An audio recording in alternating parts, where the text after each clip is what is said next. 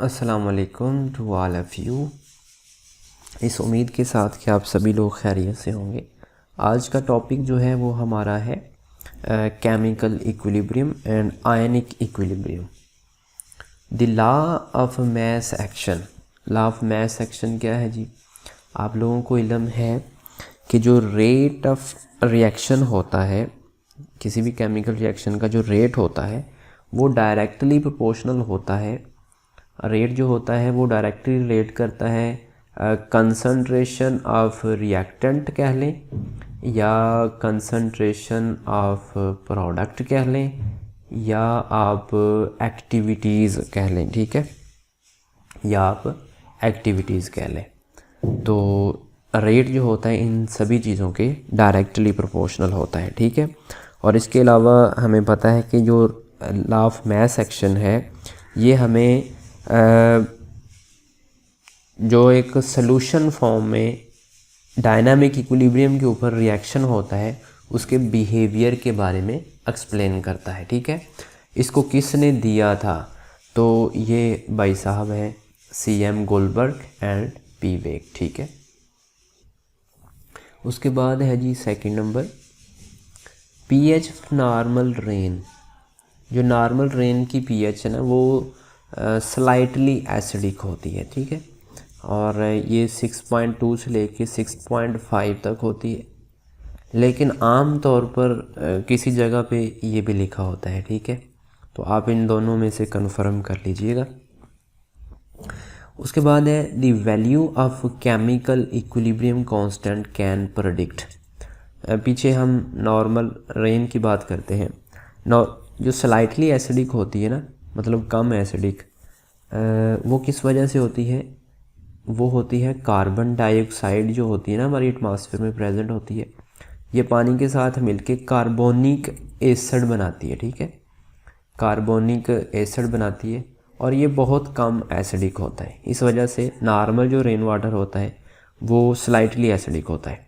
लेकिन जब एसिड हमारे पास सल्फ़र डाइऑक्साइड होता है या नाइट्रोजन ऑक्साइड्स होते हैं, जब वो मिल जाते हैं तो फिर काम ख़राब हो जाता है। वहाँ से फिर नाइट्रिक एसिड और सल्फ्यूरिक एसिड बनते हैं जो कि हाईली एसिडिक होते हैं, और हमें पता है कि जो रेन की जो pH होती है वो 4 तक गिर जाती है, ठीक है, जिस वजह से काम ख़राब हो जाता है। उसके बाद इक्विलिब्रियम कांस्टेंट जो होता है ये हमें किस किस चीज़ के बारे में बताता है? ये हमने इजीली पढ़ रखा है कि एक तो ये एक्सटेंट ऑफ रिएक्शन के बारे में बताता है, और एक हमें डायरेक्शन ऑफ रिएक्शन के बारे में इंफॉर्मेशन देता है। सो option number D is correct option, ठीक है, बोथ डायरेक्शन और एक्सटेंट ऑफ रिएक्शन। और याद रखिएगा ये टेम्परेचर के ऊपर डिपेंड कर रहा होता है। नेक्स्ट है 4 number, when HCl is passed. HCl को पास करवाना है NaCl में से। हमें पता है कि HCl 2 आयन बनाएगा, H positive plus Cl negative. इसी तरह ये बनाएगा Na positive and this one is Cl negative. हमें ये भी पता है कि ये जो Na पॉजिटिव है वो Cl के साथ मिलके हमारे पास बनाएगा NaCl। इसकी जो due to common ion effect इसकी कंसंट्रेशन बढ़ती जाएगी, इसकी कंसंट्रेशन बढ़ती जाएगी, यानी ये क्रिस्टलाइज फॉर्म में बनता जाएगा, जिस वजह से जो सॉल्युबिलिटी है NaCl की वो क्या हो जाएगी? डिक्रीज़ हो जाएगी, ठीक है। pH ऑफ मिल्क, मिल्क की pH कितनी होती है जी? तो ये 7.5 होती है, ठीक है। हमारे पास आंसर हो जाएगा B वाला करेक्ट ऑप्शन हो जाएगा। उसके बाद हमारे पास है जी 6 number, which of the following salt dissolve in water to form a solution with pH greater than 7।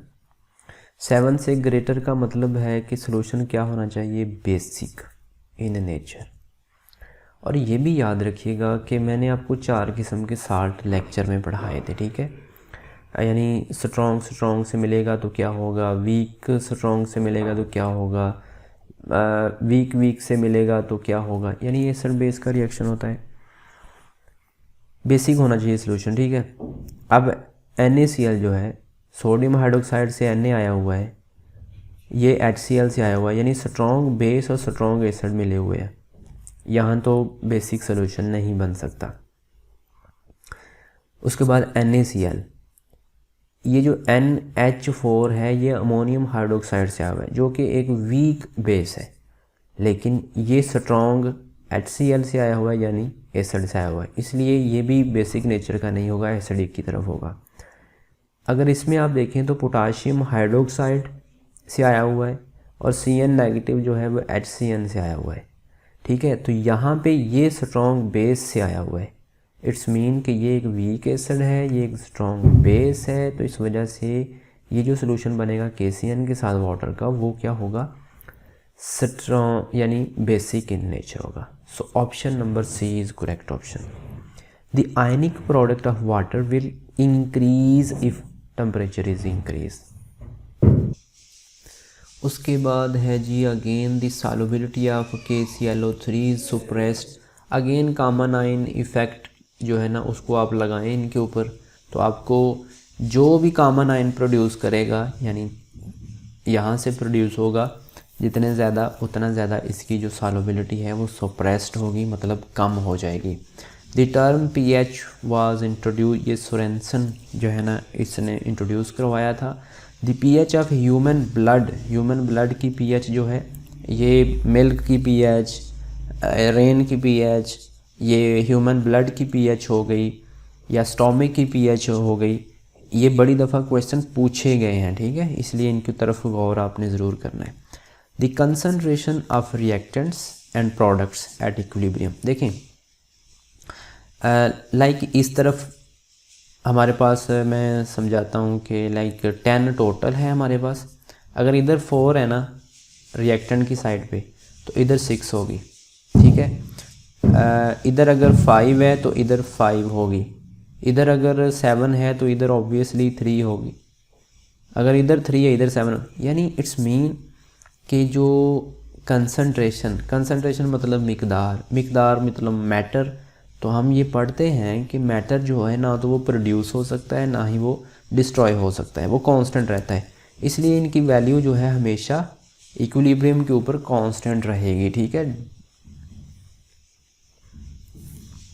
उसके बाद by adding ammonium chloride to ammonium hydroxide, again ammonium chloride की हमने चेक करनी है क्या चीज़, सॉल्युबिलिटी, ठीक है, आयोनाइजेशन इसकी चेक करनी है, तो अगेन वही प्रोसेस है, ठीक है, इसकी जो सॉल्युबिलिटी होगी वो डिक्रीज़ होगी। Conjugate acid of a very strong base, ये हमने कॉन्जुगेट एसिड बेस पेयर में जब बात की थी तो आपको बताया था कि जिस चीज़ का कॉन्जुगेट एसिड जितना स्ट्रॉन्ग होगा वो उतना वीक होगा, ठीक है। यहाँ पे स्ट्रॉन्ग बेस है तो इट्स मीन कि वो वीक उसका एसिड होगा, ठीक है। उसके बाद हमारे पास है equilibrium constant for gaseous equilibrium. जब गैस की बात करते हैं तो आपको पता है कि हम प्रेशर के साथ चीज़ों को रिप्लेस कर देते हैं, ठीक है। Kp कांस्टेंट होगा गैसियस रिएक्शन के लिए। Molarity of pure water very easy, when Kc value is small the equilibrium position is. मैंने जब लेक्चर में बात की थी ना, मैंने बताया था कि जो Kc है वो डायरेक्टली प्रोपोर्शनल होता है यील्ड के, यील्ड मतलब कि किसी रिएक्शन का प्रोडक्ट कितना है। अब जितना Kc ज़्यादा आता जाएगा इट्स मीन कि उसकी यील्ड उतनी ज़्यादा आती जा रही है। इट्स सिंपली मीन कि जब Kc की वैल्यू ज़्यादा होगी तो जो रिएक्टेंट हैं वो ज़्यादा प्रोडक्ट की तरफ कन्वर्ट हुए होंगे, ठीक है।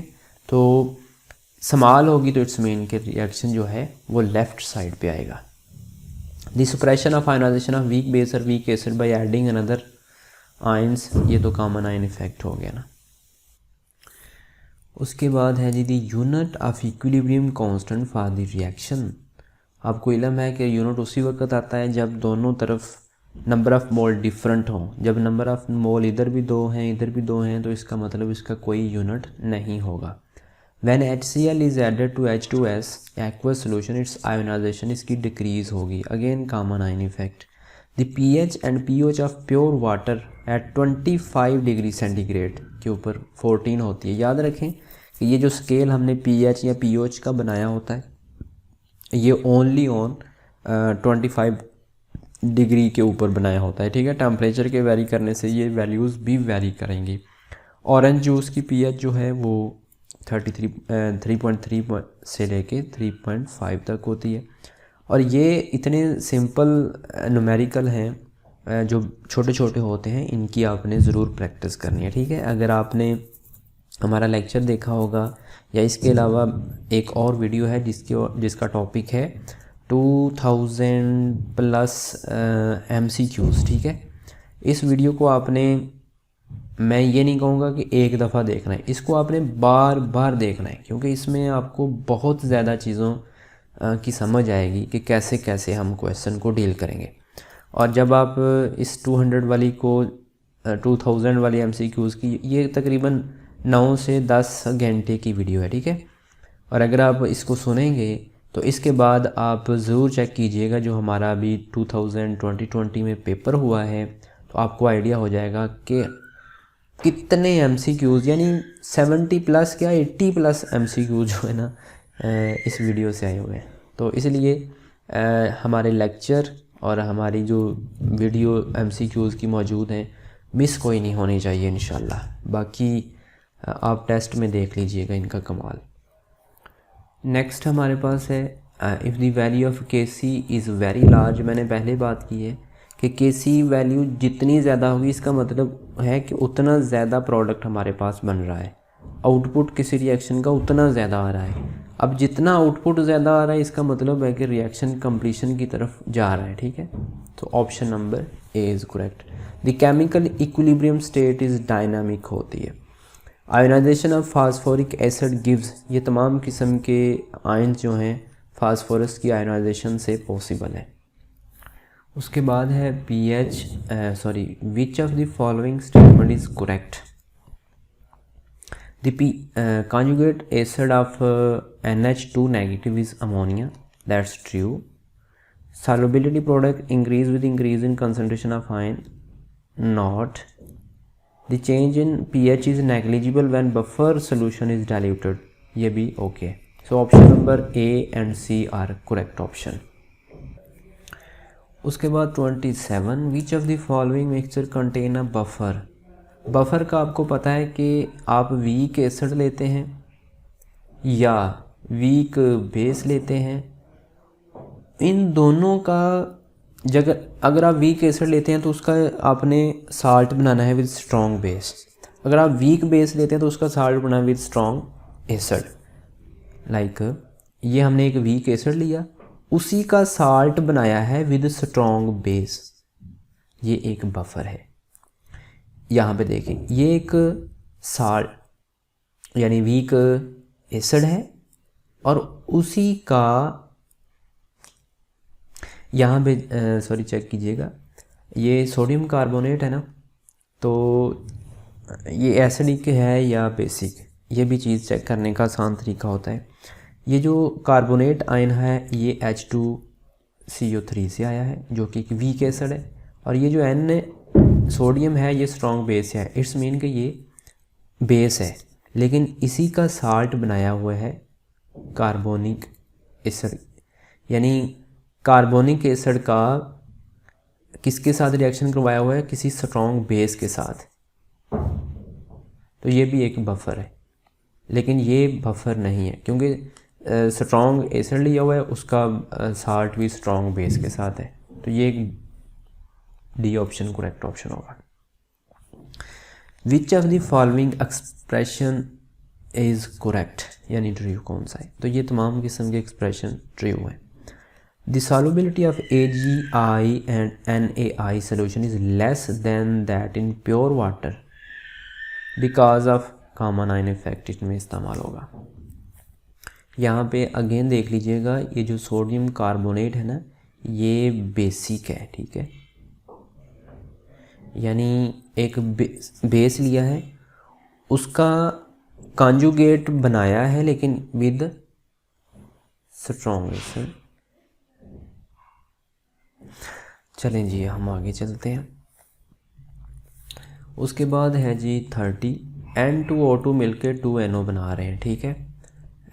इधर भी नंबर ऑफ़ मोल 2 हैं, इधर भी 2 हैं। याद रखिएगा कि प्रोसेस कह रहा है कि एंडोथर्मिक है, यानी इसको एनर्जी की ज़रूरत है।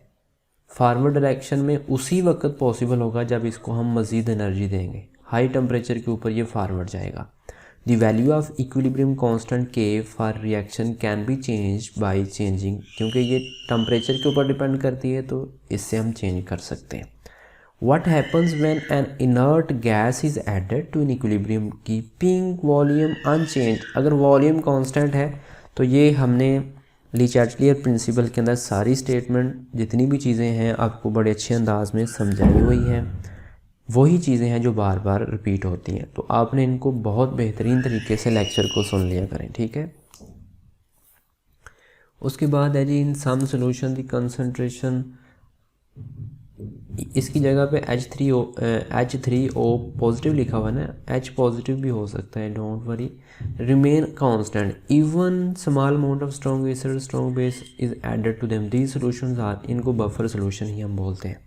फास्फोरिक एसिड जो है वो ट्राई बेसिक होता है। A precipitate of calcium oxalate not dissolve in acetic acid. उसके बाद again blood pH is controlled by concentration of carbonic acid and HCO3 negative. In the presence of sodium bicarbonate pH of blood increase होती है। Carbonic acid हम human body में इस्तेमाल होते हैं, ठीक है। The pairs of solution which form a buffer upon mixing, कौन कौन सा पेयर मिक्स करना चाहिए, आपको वही बेसिक रूल पता होना चाहिए कि बफर एसिडिक बनाना है तो कैसे बनाना है, बेसिक बनाना है तो कैसे बनाना है, ठीक है। तो इसमें ये बी और सी दोनों जो हैं वो करेक्ट ऑप्शन होंगे। उसके बाद हमारे पास है 38 इन dynamic equilibrium the concentration of reactant and product. इस पे पहले ही बात हो चुकी है कि कांस्टेंट रहती है। Identify the common property, dynamic equilibrium के ऊपर क्या क्या प्रॉपर्टीज़ हो सकती हैं। Concentration, density, colour, pressure main constant and constant pressure, that's true. The forward and backward reaction take place with same rate, ये भी चीज़ ठीक है। It can be achieve from both side, ये भी ठीक है। So all the option are correct option. Chemical equilibrium is a condition where all the species have same concentration? No. Yes. Where all species have constant concentration with respect to time, यानी concentration constant होती है with respect to time, तो ये option correct option होगा। उसके बाद है when reaction is at standard state at equilibrium then, ये भी हमने अपने लेक्चर में पढ़ा। In an equilibrium the positive catalyst क्या करता है, इंक्रीज करता है फॉरवर्ड रिएक्शन को और डिक्रीज करता है बैकवर्ड रिएक्शन को। So option number A is correct. At equilibrium the rate of forward reaction is, rate of forward reaction हमें पता है कि इक्वल होता है बैकवर्ड रिएक्शन के। Capability of buffer to resist change in pH, buffer capacity बोलते हैं। ये इक्विलिब्रियम जो होता है ना, इससे रिलेटेड काफ़ी दफ़ा क्वेश्चन आ चुके हैं, बहुत ज़्यादा क्वेश्चन आ चुके हैं, ठीक है। तो इन चीज़ों को आपने ध्यान में रखना है। नेक्स्ट जी, a reaction attains equilibrium when the free energy change accompanying the reaction. हमें पता है जब इक्विलिब्रियम इस्टेब्लिश होता है तो डेल्टा जी जो होता है ना, ये ज़ीरो हो जाता है, जिसको फ्री की एनर्जी बोलते हैं। In gases equilibrium the correct relation, K C और के पी का रिलेशन, ये भी हमने अपने लेक्चर में बात की। ऑन द बेसिस ऑफ, ये रिएक्शन है जी, इसकी बात करनी है हमने किस किस कंडीशन के ऊपर ये ज़्यादा बेहतर होगा, ठीक है, अच्छी प्रोडक्ट देगा, फेवरेबल होगा। तो इसको हमने अपने लेक्चर में भी बड़ी अच्छी डिटेल में बताया था। 2 और 1, 3 इधर है नंबर ऑफ़ मोल और 2 इधर है, याद रखिएगा। रिएक्शन को इस तरफ लेके आना है, ठीक है। तो हमें पता है कि जब हम प्रेशर बढ़ाते हैं, इंक्रीज़ करते हैं, तो रिएक्शन किस तरफ जाता है, जहाँ पे नंबर ऑफ़ मोल कम होते हैं।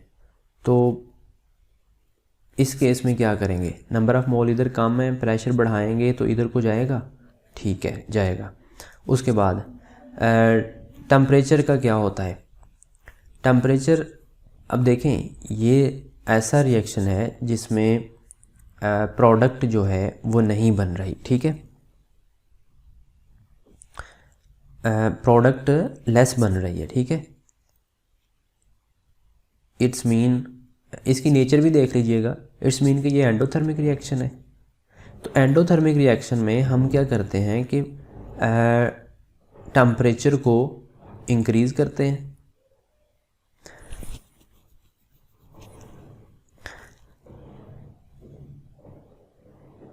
इसकी नेचर जब आपको पता चल जाएगी ना, sorry for your wasting your time, जब आपको इसकी नेचर का आइडिया हो जाएगा तो आपको अच्छे से इल्म हो जाएगा, ठीक है। अगर ये नेगेटिव आती है इसकी तो टेम्परेचर लो करना पड़ेगा, पॉजिटिव आती है तो इंक्रीज़ करना पड़ेगा, ठीक है। आई थिंक सो कि इसमें नेगेटिव होती है, एक्सोथर्मिक प्रोसेस है, तो एक्सोथर्मिक प्रोसेस में आपको टेम्परेचर जो है वो लो करना पड़ेगा, ठीक है, तो फिर रिएक्शन फॉरवर्ड जाएगा। इट्स सिंपली मीन कि इस प्रोसेस में हमें क्या करना पड़ेगा, प्रेशर तो ज़ाहिर है पहले ही हमने बात कर दी कि बढ़ाना ही पड़ेगा, लेकिन टेम्परेचर आपको लो करना पड़ेगा। So Charlie option is correct option होगा इस केस में। उसके बाद सेम उसी नेचर का क्वेश्चन है, इसको भी हमने अपने लेक्चर में बताया था कि जब हम अमोनिया बना रहे होते हैं हैपर प्रोसेस में तो क्या क्या करते हैं, ठीक है। इसमें लो टेम्परेचर करते हैं और हाई प्रेशर करते हैं। इक्वेशन लिख के आप इजीली इसमें से भी प्रेडिक्ट कर लेंगे।